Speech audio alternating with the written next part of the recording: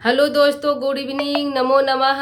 आप सभी का आपके अपने यूट्यूब चैनल एमएस क्लासेस 1 में मैं माला मैम आप सभी का स्वागत और अभिनंदन करती हूँ। दोस्तों, आज का जो हमारा क्लास है प्रश्नोत्तरी पर है। इससे पहले हमारी क्लास जो है संधि की चल रही थी। स्वर संधि और व्यंजन संधि दोनों को हमने पढ़ लिया है और विसर्ग संधि हमारी अभी बाकी है। ठीक है दोस्तों, तो आज का हमारा क्लास जो है प्रश्नोत्तरी पे चलेगा, वो भी नीति शतकम पे। नीति शतकम के लेखक भर्तृहरि हैं दोस्तों। जो हमारे हर परीक्षा में यह जो ग्रंथ पूछा जाता है कि नीति शतकम कौन है, नीति शतकम की श्लोकों को पूछा जाता है। और जो दोस्तों यह जो है किस खंड में लिखा गया है, कि इसके सर्गों में लिखा गया है, खंडों में। तो यह जो है एक मुक्तक काव्य है। ठीक है, जो भर्तृहरि की रचना नीति शतकम है, यह एक मुक्तक काव्य है। तो दोस्तों, इस पर आज हम प्रश्नोत्तरी करेंगे। आइए प्रश्न उत्तर करते हैं। पहला हमारा प्रश्न है दोस्तों, पहला प्रश्न है कि विक्रम संवत के प्रवर्तक महाराज विक्रमादित्य का ज्येष्ठ भाई कौन है। ठीक है, तो इसमें है कि महाराज विक्रमादित्य के बारे में आप लोगों ने सुना है दोस्तों। जो है कि कहा जाता है कि इतिहास में जो गुप्त वंश के प्रतापी शासक विक्रमादित्य थे, उन्हीं के नाम से जो है विक्रम संवत चला था। तो यहाँ पे क्वेश्चन है कि विक्रम संवत के प्रवर्तक जो महाराज विक्रमादित्य है, उनके ज्येष्ठ भाई क्या नाम है। तो दोस्तों, ज्येष्ठ भाई का नाम है भर्तृहरि, भर्तृहरि नाम है। ठीक है, तो और दूसरा प्रश्न दोस्तों, दूसरा है कि राजा भर्तृहरि की प्रेमिका मानी जाती है। प्रेमिका कह सकते हैं दोस्तों, या पत्नी भी कह सकते हैं। ठीक है, जिससे भर्तृहरि बहुत प्रेम करते थे, बहुत अधिक प्रेम करते थे और उन पर बहुत अधिक विश्वास था। लेकिन पिंगला ने उन्हें क्या दिया, धोखा दे दिया, जिससे उनके अंदर वैराग की उत्पत्ति हुई और वे बैरागी बन गए। ठीक है, तो यह थे भर्तृहरि, जो प्रेमिका जो है पत्नी और प्रेमिका के धोखा देने पर वो बैरागी बन जाते हैं। ठीक, और बैराग शतकम की रचना कर डालते हैं। ठीक है, भर्तृहरि। तो यहाँ पूछा है कि राजा भर्तृहरि की प्रेमिका मानी जाती है, तो पिंगला मानी जाती है। कौन है दोस्तों, पिंगला इनकी है, जो है मानी जाती है, पिंगला है। कौन है, पिंगला है, पिंगला है। ठीक, पिंगला इनकी पत्नी भी कह सकते हैं, प्रेमिका भी कह सकते हैं। दूसरा प्रश्न है दोस्तों, दूसरा है भर्तृहरि की रचना मानी जाती है। तो भर्तृहरि ने मुख्य रूप से 3 रचना की हैं, जो श्रृंगार शतकम, नीति शतकम और बैराग शतकम। ठीक है, तो इनकी रचना कौन है, श्रृंगार शतकम है,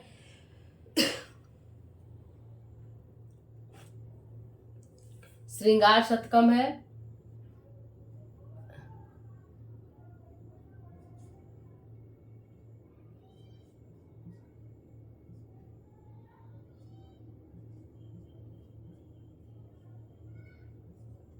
श्रृंगार शतकम, नीति शतक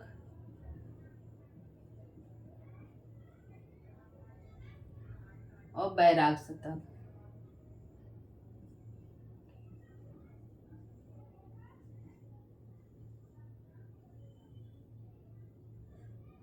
ठीक है, श्रृंगार शतक, श्रृंगार शतक, बैराग शतक,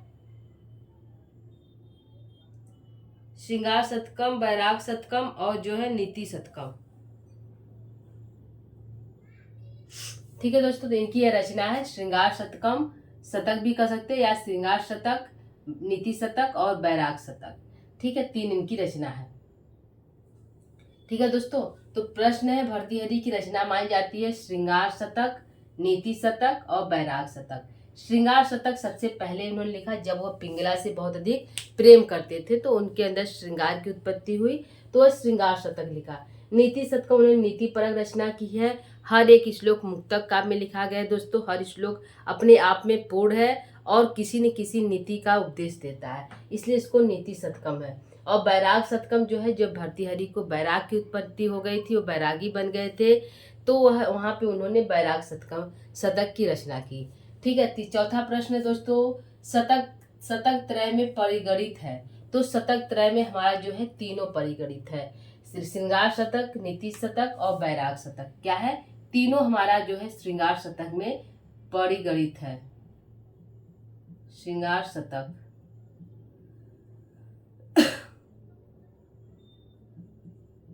नीति शतक, बैराग शतक।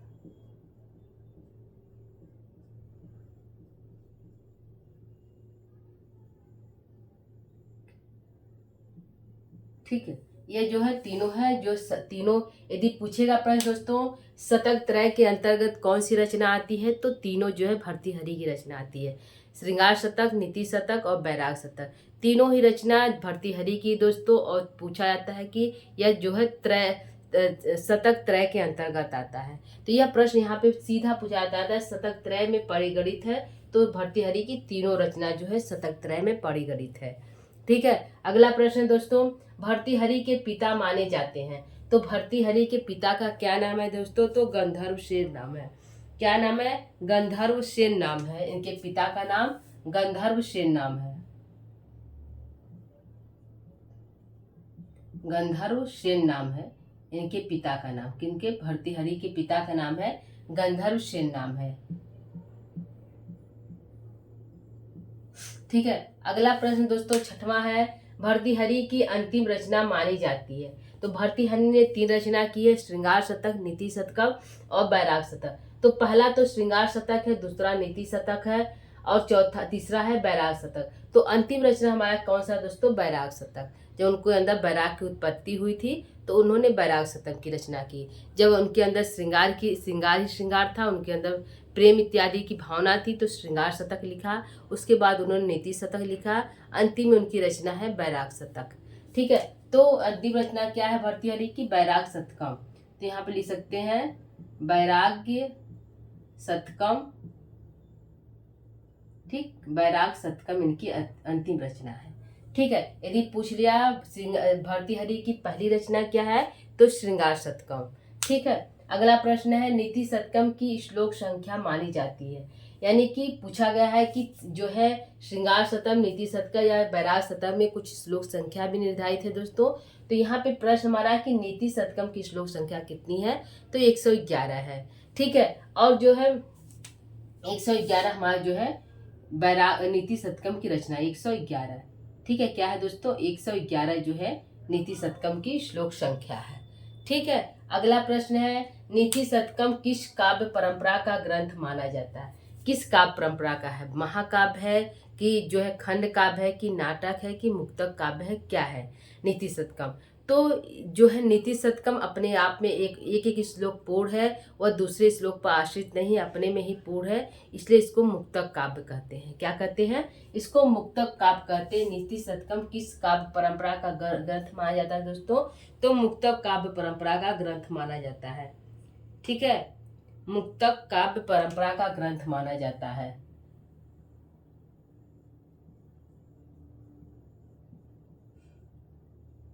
मुक्तक काव्य। ठीक है, मुक्तक काव्य जो है पूछा है सीधा प्रश्न दोस्तों, नीति शतकम किस काव्य परंपरा का ग्रंथ माना जाता है, तो मुक्तक काव्य परंपरा का ग्रंथ माना जाता है। ठीक है, क्योंकि यह अपने में श्लोक में अपने आप श्लोक में एक श्लोक पूर्ण है, किसी दूसरे श्लोक पर आश्रित नहीं है। ठीक है, और अगला प्रश्न है, भर्तृहरि किस रीति के कवि माने जाते हैं, तो भर्तृहरि भी जो हमारे दोस्तों कालिदास की तरह वैदर्भी रीति के कवि माने जाते हैं। किसके हैं, वैदर्भी रीति के कवि हैं। वैदर्भी रीति के कवि हैं, वैदर्भी रीति के। ठीक, अगला प्रश्न है दोस्तों कि नाना फलम फलती कल्पलतेव भूमि, इसमें अलंकार है। यह जो है सुक्ति के रूप में भी पूछता है दोस्तों, नाना फलम फलती कल्पलतेव, यह सुक्ति के रूप में पूछता है, और यहाँ पूछा अलंकार क्या है। ठीक है, तो भर्तृहरि की जितनी भी श्लोक है उसके अंतिम जो लाइन होती है वो सुक्ति के रूप में इम्पॉर्टेंट होती है, पूछी जाती है। ठीक है, तो यहाँ पे नाना फलम फलती, नाना प्रकार के फलों को प्राप्त करती है कल्प वृक्ष के समान। जिस प्रकार कल्प वृक्ष यदि उसके सामने जाकर जो कुछ भी व्यक्ति मांगता है वह कल्प वृक्ष उसको प्रदान करता है। तो यह जो है नाना अनेक प्रकार के फलों को प्रदान करने वाली है कल्प वृक्ष के समान। तो इसमें अलंकार क्या है, इसमें अलंकार पूछा है दोस्तों कि इसमें अलंकार क्या हमारा है। ठीक है, तो हमारी अलंकार इसमें क्या है दोस्तों, उपमा है। उपमा दी गई है कल्प वृक्ष से। ठीक है, क्या है, उपमा दी गई है कल्प वृक्ष से, तो उपमा अलंकार है। उपमा अलंकार, उपमा अलंकार है। ठीक है दोस्तों, उपमा अलंकार।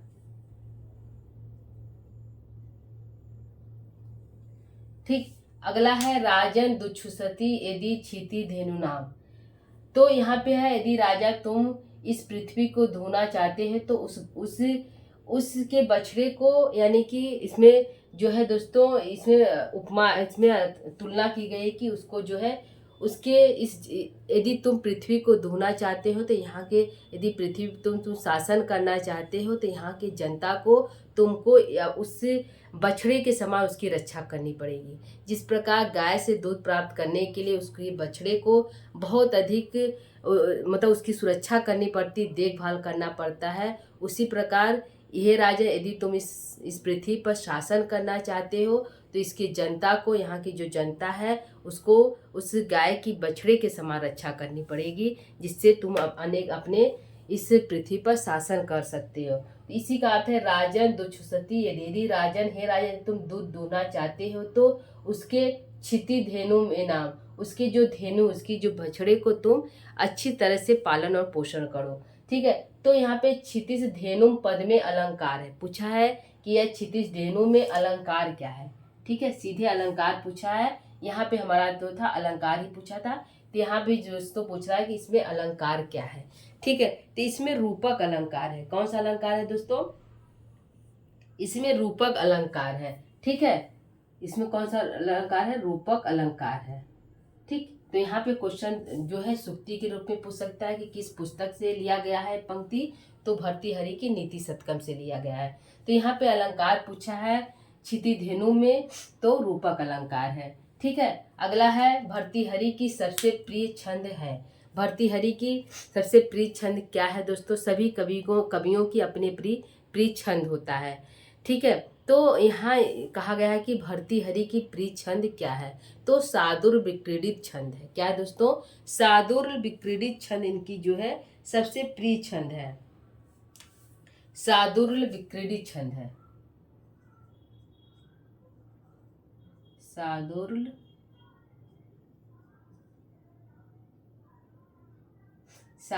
विक्रीडित छंद है।